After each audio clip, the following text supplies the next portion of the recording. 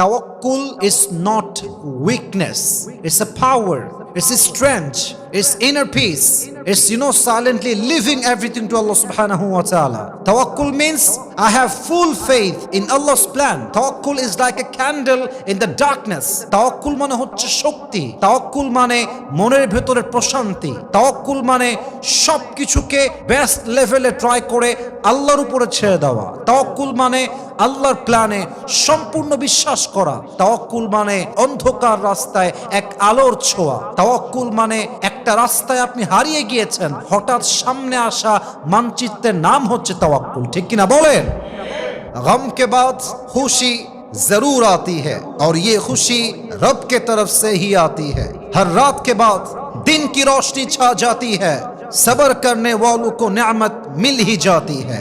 जो दुख में भी रब को याद करता है, रब उसका हाथ कभी नहीं छोड़ता। जो दुख में भी रब को याद करता है, रब उसका हाथ कभी नहीं छोड़ता। जो दुनिया से कुछ ना कहे, बस रब से कहता है, उसकी दुआओं का जवाब खामोशी में आता है। जब तुझे मांगना हो तो उसी से मांग, जब तुझे पुकारना हो तो उसी को पुकार, जब तुझे भरोसा करना हो तो उसी पर कर, क्योंकि भरोसे के काबिल सिर्फ वही है, वो तेरा रब है, वो तेरा अल्लाह है। ठीक ना बोलें?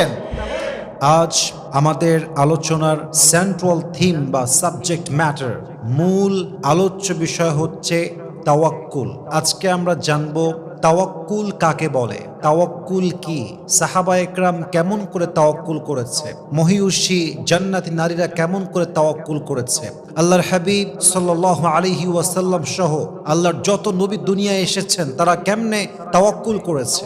আমাদের লাইফে আপদে বিপদে মুসিবতে আমরা তাওয়াক্কুল করব কেমনে, তাওয়াক্কুলের স্ট্র্যাটেজি কেমন হবে, তাওয়াক্কুলের মূল ডেফিনেশনটা আসলে কি, আল্লাহর উপরে তাওয়াক্কুল করা এটা আসলে কি বোঝায়, আজকে আমরা ইন ডিটেইলস জানার সর্বোচ্চ ট্রাই করব। বলেন সবাই ইনশাআল্লাহ।